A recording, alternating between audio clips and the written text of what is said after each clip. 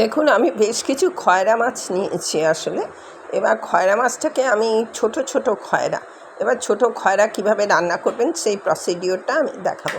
আমি কড়া গরম করে নিয়েছি, তার মধ্যে তেল দিয়ে দিয়েছি। তেলের মধ্যে আমি একটু নুন দিয়ে দিয়েছি। এবার নুনটা দিয়ে আমি তারপরে মাছগুলো পরপর তুলে দেবো। মাছগুলো হয়ে গেলে পরে আপনার তারপরে মাছটা আমি নুন হলুদ মাখিয়ে রেখেছিলাম, মাছগুলো ভেজে আমি তুলে নেব পরপর। এবার আপনার এই মাছটা, এই যে দেখুন সব মাছ ভাজা হয়ে গেছে।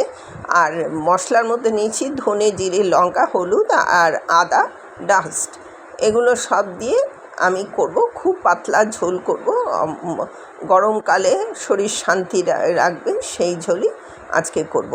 আমি আর পাতলা করে আলু কিছু কেটে নিয়েছি, সেই আলুটাকে আমি ভেজে নেব। এবার ভেজে নিয়ে এর মধ্যে কোনো কিছু পড়বে না, পাতলা ঝোল এটা। আপনার একটু হলুদও এর মধ্যে দিয়ে দিলাম যাতে সাদাটে ভাব না হয়, সেই জন্যে। এবার এই পাতলা ঝোলটায় এই আলুটা ভাজা হয়ে গেলে পরে আমি আলুটা মানে তুলে রাখছি।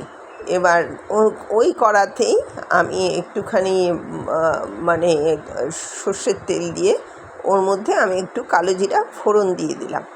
এবার দিয়ে ওই মশলাটা তুলে দিলাম। কালো জিরা কিন্তু 1 সেকেন্ড লাগে।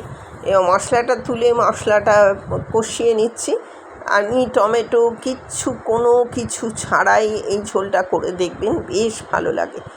এবার আপনার এটাকে কষিয়ে এবার আলুগুলো আমি তুলে দেবো। খুব ইজি রান্না, খুব সহজ পদ্ধতিতে রান্নাটা কোনো কঠিনও নয়, খুব সহজ অথচ সুন্দর, অথচ গরমকালে ভালো। এবার আপনার এটাকে কষিয়ে নিয়ে আমি মশলাটার সাথে কষে নিয়ে জল তুলে দেবো। জল তুলে দেওয়া হয়ে গেলে পরে এর মধ্যে আমি আপনার এটাকে কষাতে থাকবো, তারপর জলটা তুলে দিলেও। বাই দ্য ওয়ে, আমি নূপুর, আপনারা দেখছেন smile with Nupur and Tania. Please একটু সাবস্ক্রাইব করে দেবেন, বেল আইকনটা টিপতে ভুলবেন না, লাইক শেয়ার করে পাশে থাকবেন। নিত্য নতুন রেসিপি পেতে আমার চ্যানেলটা সাবস্ক্রাইব করে রাখুন, যখনই আপলোড করবো আপনাদের কাছে যথাসময়ে পৌঁছে যাবে। ফিরে এলাম রান্না।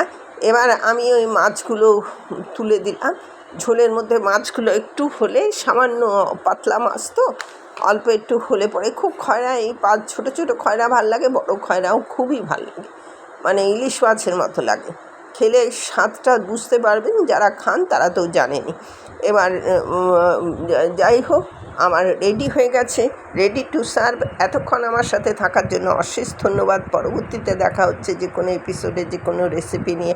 নিত্য নতুন রেসিপি পেতে আমার চ্যানেলটা পাশে থাকুন, আর নিত্য নতুন রেসিপি অনুভব করুন, আর খান, বানান, দেখুন।